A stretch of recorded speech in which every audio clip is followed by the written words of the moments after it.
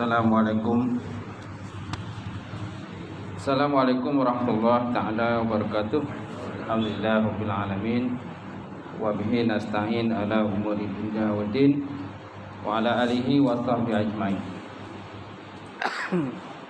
Yang hormati Tuan Imam kita Syekh Azhari, Tuan Bilal, pengurusi surau, pengurusi taman, jawatan kuasa surau, jawatan kuasa taman, punya sidang jemaah muslimin muslimat, mukminin mukminat. Allah Taala, alhamdulillah kita panjatkan puji dan syukur Allah Taala kerana dengan izin Allah Taala kita dapat bersama sekali lagi pada malam ini.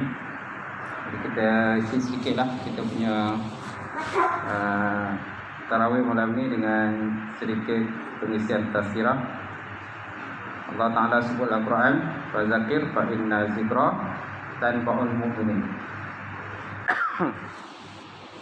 Tak kuat dah. Baik. Kuat. Allah Ta'ala sebut Al-Quran, fazakir fa inna zikra tanfa'ul mu'minin. Maksudnya berilah peringatan, kerana dengan peringatan itu memberi manfaat kepada orang-orang yang beriman. Jadi ayat ni memberitahu kepada kita bahawa peringatan tu satu benda yang penting, peringatan. Dan sebenarnya perkataan tazkirah tu diambil daripada bahasa Arab, tetapi digunakan pakai dalam bahasa Melayu lah. Sebenarnya banyak perkataan-perkataan Arab yang guna pakai dalam bahasa Melayu. Contohnya ikhlas. Dalam bahasa Melayu tidak ada perkataan ikhlas. Dan ikhlas ni diambil dari bahasa Arab dan digunakan pakai dalam bahasa kita. Bila dalam bab ikhlasnya kita akan sebut ikhlas. Tidak ada perkataan lain yang kita guna pakai selain daripada ikhlas. Kemudian perkataan takwa. Takwa mana takut. Walaupun kita ada pengguna pakai perkataan takut dalam bahasa Arab, tetapi perkataan takwa ni lebih digemari lah, lebih popular dalam konteks kita mengajak kepada jalan Allah Subhanahu Wa Taala. Terutama kemudian banyak lagi perkataan lain seperti tawakal, perkataan zuhud, kan? Banyaklah digunakan pakai dalam bahasa kita. Dan kita sebenarnya separuh orang tak tahu pun itu bahasa Arab. Tapi bila belajar bahasa Arab, tahu rupanya itu bahasa Arab. Rupanya dalam bahasa kita tak ada, tuan-tuan. Itulah di antara kehebatan bahasa Arab ini. Di mana bahasa Arab ini dan Quran diturunkan dalam bahasa Arab. Quran diturunkan dalam bahasa Arab. Kalau kitab-kitab lain diturunkan dalam bahasa, ada yang bahasa Syriani, dalam bahasa yang lain lah, dalam bahasa Arab, kan? Tapi Quran ni kelebihannya itulah dikeluarkan dalam bahasa Arab. Tuan-tuan dan puan, muslimin muslimat yang berakhir di akhirat besok, tuan-tuan, Allah Subhanahu Wa Taala akan mendakwa ataupun berdialog ataupun berdebat dengan 4 orang jenis manusia. 4 orang jenis manusia yang mereka berbantah dengan Allah Subhanahu Wa Taala. Lelaki yang pertama itulah lelaki yang dikurniakan oleh Allah Subhanahu Wa Taala akan kedudukan yang hebat lah, kan? Dia seorang raja lah, seorang raja ketika hidup dalam dunia, orang yang menjadi orang utama lah dalam negara. Dan hasil daripada sebabkan oleh kedudukan yang tinggi tadi, maka dia banyak mengabaikan perintah-perintah Allah Subhanahu Wa Taala. Contohnya solat. Jadi besok di hadapan Allah Subhanahu Wa Taala, Allah Taala akan berdebat ataupun mendakwa dengan dia. Kenapa kau tidak taat padaku ketika hidup dalam dunia? Kenapa kau tak menjaga solat? Kenapa kau tak lakukan ibadah yang diperintahkan kepada kamu? Lalu orang itu berkata, Ya Allah, ya Tuanku, bukankah kau telah kurniakan kepada aku pangkat? Kau telah kurniakan aku kedudukan sebagai raja dalam negara. Jadi disebabkan oleh raja tadi, kedudukan aku tadi, aku disibukkan dengan perkara tadi, sehingga kan aku tak ada masa nak mengerjakan ibadah kepada engkau. Maka Allah Subhanahu Wa Taala, tidakkah kau melihat kepada hamba-Ku yang bernama Sulaiman, Nabi Allah Sulaiman? Dia dikurniakan pangkat dan kedudukan yang tinggi. Dia bukan sahaja sebagai raja, malah dia seorang nabi. Dan sedikit pun tidak pernah melalaikan dia daripada menyembahku dan juga beribadah kepadaku. Lalu orang tadi dibawalah masuk ke dalam neraka, kena gagal lah untuk membela diri dia. Kemudian dipanggil pula lelaki yang kedua, yang mana lelaki dia ini dikurniakan sebagai wazir. Wazir ni macam menteri lah, kurang atas bawah sikit lah daripada raja ni. Dan disebabkan oleh kedudukan sebagai menteri, sibuk sana sibuk sini, sehingga kan dia tak sempat mengerjakan ibadah kepada Allah Subhanahu Wa Taala, melalaikan perkara-perkara yang sepatutnya, mengabaikan perkara yang sepatutnya dia kena ambil perhatian, sebagai bekalan dia menuju kepada Allah Subhanahu Wa Taala. Lalu Allah Subhanahu Wa Taala bertanya kepada dia, wahai hamba-Ku, kenapa kau abaikan segala perintahku yang telah aku perintah pada kamu ketika hidup dalam dunia? Maka lelaki itu kata, bukankah engkau ya Allah telah menggunakan pangkat kedudukan pada aku? Kau telah kurniakan aku sebagai menteri, kan, sebagai wazir, sebagai mana orang yang nombor 2 dalam negara. Jadi aku disibukkan dengan perkara-perkara tadi, sehingga aku tidak ada masa untuk mengerjakan ibadah pada kamu. Dia ada masa untuk datang ke rumahmu, ke masjid, ke surau, tak ada masa. Nak baca Quran pun tak ada masa. Maka apa jawapan daripada Allah Subhanahu Wa Taala? Tidakkah kau melihat kepada hamba-Ku yang bernama Yusuf, Nabi Allah Yusuf alaihissalam? Dia telah digunakan akan kedudukan sebagai menteri di negeri Mesir masa itu, dan perkara itu tidak pun pernah pun menyibukkan dia daripada mengerjakan ibadah kepada-Ku. Lalu diperintahkanlah lelaki itu dibawa masuk ke dalam neraka.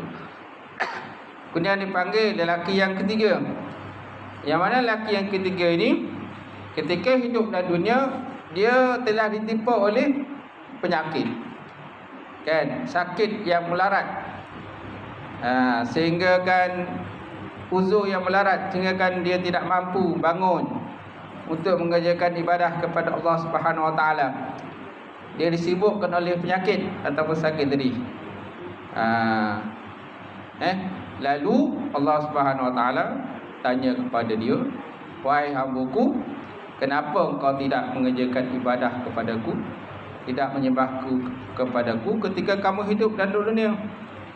Bukankah kau ya Allah telah menimpakan penyakit padaku dengan penyakit yang melarat, sehingga kan aku tidak ada kesempatan untuk menyembahmu ya Allah? Aku disibukkan oleh penyakit.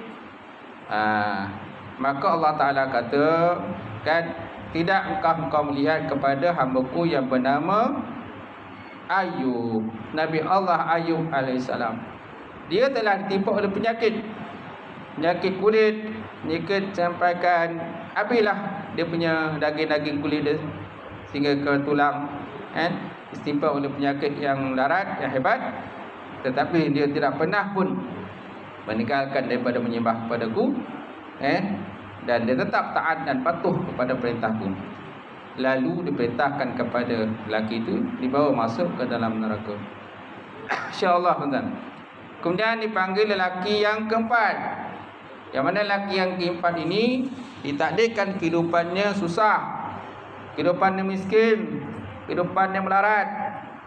Kain pagi makan pagi, kain petang makan petang, kan, makanan yang tak cukup. Di golongan macam fakir miskin lah macam tu, apa kedana dan sebagainya. Maka sehinggakan dia tidak ada kesempatan untuk beribadah kepada Allah Subhanahu Wa Taala disebabkan oleh kemiskinan dia.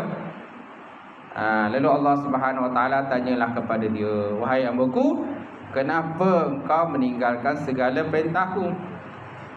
Kenapa kau tak taat dan juga patuh pada perintahku?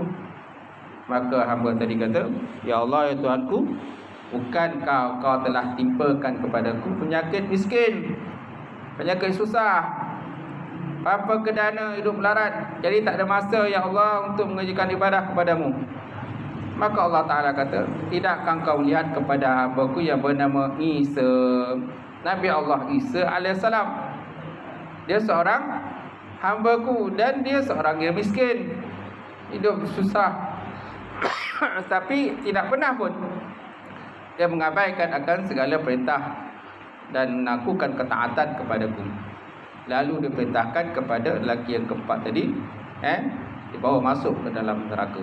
Tuan-tuan dan puan, jadi kau lihat ke situ tuan-tuan, kan, walaupun berbagai alasan manusia nanti besok di akhirat, kan, untuk berhujah dengan Allah Subhanahu Wa Taala, kan, mereka tidak akan mampu berhujah dengan Allah Subhanahu Wa Taala. Jadi walaupun berbagai alasan yang dikeluarkan oleh manusia lah untuk mengelak daripada dimasukkan ke dalam neraka, kan, kalau seandainya telah tetapkan bagi mereka neraka, kan, mereka tidak akan mampu untuk berhujah dengan Allah Subhanahu Wa Taala. Nak hujah dengan Allah Taala macam mana? Dia Tuhan. Dia Tuhan sekian alam. Dia mencipta langit dan bumi. Dia mencipta semua makhluk, kan, yang terdapat di alam dunia ini, alam jagat dan sebagainya, daripada bukit, gunung kanang, lautan, binatang dan sebagainya. Macam mana kita nak berhujah dengan Allah Subhanahu Wa Taala? So kita lah kena mempersediakan hujah-hujah kita, besok apabila berhada di hadapan Allah Subhanahu Wa Taala, tuan-tuan, insya-Allah. Kemudian tuan-tuan, di akhirat besok, orang-orang yang beriman dan orang-orang yang tidak beriman semuanya merasa menyesal. Semuanya merasa menyesal apabila berada, kan, besok di hadapan Allah Subhanahu Wa Taala, kan, dan apabila dimasukkan ke dalam syurga orang beriman dan masuk dalam neraka orang-orang kafir. Lalu Allah Subhanahu Wa Taala, kan, bertanyalah kepada golongan ahli neraka, wahai hambaku, apa yang kau telah dapat?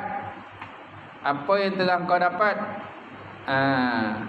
Mereka kata, kami telah mendapat balasan terhadap apa yang kami kerjakan ketika hidup dalam dunia dahulu. Kalau begitu ya Allah, boleh tak?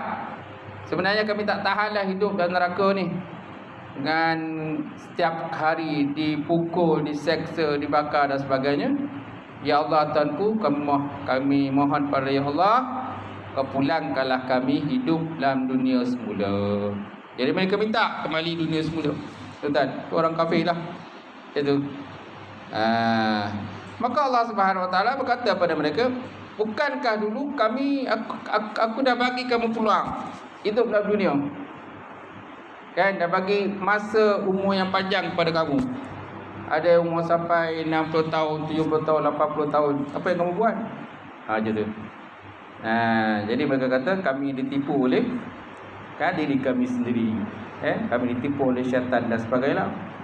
Maka mereka minta kepada Allah Ta'ala untuk kembali ke dunia semula. Maka Allah Ta'ala kata, tiada jalan lagi kembali hidup ke dunia. Maka mereka kata, kami nak kembali dunia ya Allah.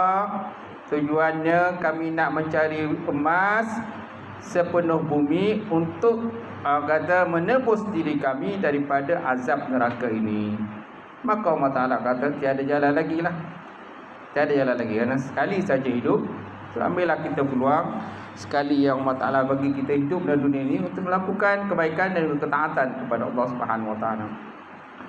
Kemudian ditanya kepada penghuni syurga pula lah. Tanya pada penghuni syurga, wahai penghuni syurga, wahai hambaku, apa yang kamu telah dapat? Kami telah dapat apa yang telah kau janjikan ya Allah, dengan segala nikmat-nikmat terdapat dalam syurga, kan, dengan bidadari syurga, buah-buahan dalam syurga, mahligai syurga, kan, air sungai pada susu, air sungai daripada arak yang tidak memabukkan, kan. Dan berbagai lagi nikmat lah mereka dapat. So Allah Ta'ala kata, apa lagi yang kamu nak? Ya Allah Tuhanku, pulangkan kami semula ke dunia. Mereka pun nak juga kembali ke dunia pula. Maka Allah Ta'ala kata, untuk apa lagi kembali ke dunia? Kami nak kembali ke dunia semula ya Allah, untuk kami nak berperang 1000 kali lagi. Nak perang lagi lah. Ni bagi orang mati syahid lah. Kan mereka dah dapat seronok di syurga tadi, mereka nak kembali semula ke dunia. Allah Ta'ala tanya, kenapa nak kembali ke dunia semula? Kan kamu dah seronok dalam syurga. Kami nak kembali semula dunia untuk kami berperang, berjihad pada jalan Allah Ta'ala dan berperang 1000 kali lagi. Kenapa? Kerana kami dapati dalam syurga ini berbagai lagi nikmat yang disediakan oleh-Mu ya Allah. Syurga itu ada 100 tingkat. Satu tingkat luasnya antara langit dengan bumi. Satu tingkat luasnya antara langit dan bumi. Kita tak tahu tingkat berapa. Kan? Tingkat paling atas ke, tingkat paling bawah ke? Bagi yang berada di tingkat paling bawah, mereka merasa menyesal lah. Rupanya walaupun dah masuk syurga dah tu, masuk syurga dah, sonok lah syurga kan. Tapi bila tengok perhati, oh ada lagi tingkat lain lagi ada lagi best lagi. Ada lagi best. Kan? Mungkin nekonnya lagi hebat ke kan gitu. Gitu. Mungkin bidadarinya lagi ramai lah, lagi cantik dan sebagainya kan. Gitu. Banyak lagi sonokan yang telah pun disediakan Allah Ta'ala. So maknanya orang-orang yang kafir, orang-orang beriman, mereka menyesal. Orang beriman menyesal, orang kafir lagi menyesal. Kan? Orang munafik lagi menyesal. Tak? Kerana berada dalam azab Allah Subhanahu Wa Taala. Dan mereka minta kalau penghuni syurga ni dapat memberikan mereka walaupun seteguk air. Walaupun seteguk air pun alhamdulillah lah. Kan? Kalau dapatlah. Tapi dia haram, Allah Ta'ala mengharamkan akan air yang terdapat di syurga untuk dibagi minum kepada penghuni neraka. Dia tak ada air. Jadi air dia panas. Dalam neraka tu airnya panas. Air danau, air danur, air nanah, air darah. Tidak ada orang kata sedikit ruang pun untuk orang kata berseronok dalam neraka. Tak ada sedikit pun ruang. Untuk ruang selesa memang tak ada. Dalam syurga penuh dengan ruang selesa. Dalam neraka walaupun sesaat tidak ada ruang untuk selesa. Makanannya ialah makannya daripada pokok-pokok ataupun buah-buahan yang berduri. Air dia daripada air yang panas menggelegar. Kan? Air danau, air panas kan? Bila dimasukkan, diminum tadi, maka pecahlah perut lah macam tu. Kan? Kesan daripada air tadi, masya-Allah tuan. Itulah yang disediakan oleh Allah Subhanahu Wa Taala. Tuan-tuan. Kemudian yang terakhir orang kata dalam bab zalim. Zalim ini terbagi pada 3. Pertama, zalim hamba kepada Allah Subhanahu Wa Taala. Yang kedua, zalim hamba terhadap dirinya sendiri. Dan yang ketiga, zalim hamba terhadap rakan dia ataupun orang lain lah. Jadi daripada ketiga-tiga zalim tadi, yang pertama zalim hamba kepada Allah Ta'ala. Zalim hamba kepada Allah Subhanahu Wa Ta'ala itulah dengan mengabaikanlah, dengan mengabaikan segala perintah-perintah Allah Subhanahu Wa Ta'ala ataupun melakukan syirik kepada Allah Subhanahu Wa Ta'ala. Jadi kalau dia minta ampun pada Allah, bertaubat kepada Allah Ta'ala, Allah Ta'ala boleh mengampunkan dia. Itu zalim hamba kepada Allah. Yang kedua, zalim hamba kepada diri sendiri. Anda mengabaikan segala kan hak-hak diri sendiri. Apa hak diri sendiri? Apa hak badan kita? Apa hak mata kita? Apa hak kata ahli keluarga kita, isteri kita, anak-anak kita sebagainya. Masing-masing ada hak. Jadi kalau kita tunaikan segala hak tadi, Allah Ta'ala boleh mengampunkan dosa dan kesalahan kita. Dan yang ketiga, hak terhadap orang lain. Zalim terhadap orang lain. Zalim terhadap manusia lain. zalim terhadap manusia lain, ini tidak diampunkan oleh Allah Subhanahu Wa Taala selagi mana hamba tadi tidak memohon kemaafan terhadap hamba itu. Dia kena carilah hamba tu. Besok, akhirat besok, siapa yang tak selesai urusannya dunia, akan adalah penyambungnya di akhirat, di pada masa itu. Carilah besok siapa yang kamu zalimi itu. Siapa yang kamu zalimi? Siapa yang kamu tipu? Siapa yang kamu fitnah? Siapa yang kamu caci dan sebagainya? Besok carilah di akhirat besok. Jadi kalau seandainya kita tak nak orang bersusah dengan kita, kan, lebih baik kita maafkan orang tu lah. Sebelum kita tidur, sebelum kita mati, kita maafkan lah. Supaya besok jangan dia poning-poning cari kita. Kalau dah cari kita, maknanya kita pun tak selesai lagi. Kalau kita nak capek masuk syurga, maafkan orang lah. Kalau kita tak maafkan orang, nanti dia kena cari kita akhirat besok. Kita pula kena tunggu pula dulu kat pintu tu pula di syurga tu. Apa? Dia orang tanya kenapa tak masuk lagi? Tak selesai lagi. Ada si A ni je aku ni tak selesai lagi. Ponek dia nunggu tak sampai. Betul tak? Takkan kita nak tunggu dalam syurga pula? Kalau ditakdirkan dia ahli syurga, bolehlah masuk dalam syurga. Kalau dia bukan ahli syurga, takkan nak tengok masuk syurga lah, mana boleh. Sebab kena urusan ni kena selesai di pada masyarakat dulu. Tu tempat penyelesaian dia di pada masyarakat. Selagi tak selesai, takkan ada keputusan ke syurga ataupun ke neraka. Kita pula disebabkan kita ada urusan dengan dia nak selesai lagi, sebabkan urusan dunia tak selesai, kan? Jadi bawa kepada akhirat. Kita tak boleh masuk syurga. Sebab apa? Dia dengan kita tak selesai lagi. Kita pula kena duduk kat pintu syurga tu pula. Tak boleh masuk lagi.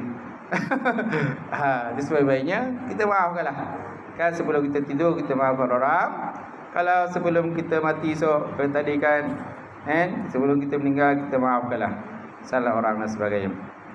Tuan-tuan, itu saja tuan-tuan, 3 perkara yang saya kongsikan pada malam ni. Mudah-mudahan dengan sedikitnya perbincangan malam ini sebanyak akan dapat meningkatkan ilmu kita, meningkatkan pemahaman kita dan juga meningkatkan ketakwaan kita kepada Allah Subhanahu Wa Taala. Sekian. Assalamualaikum warahmatullahi taala wabarakatuh.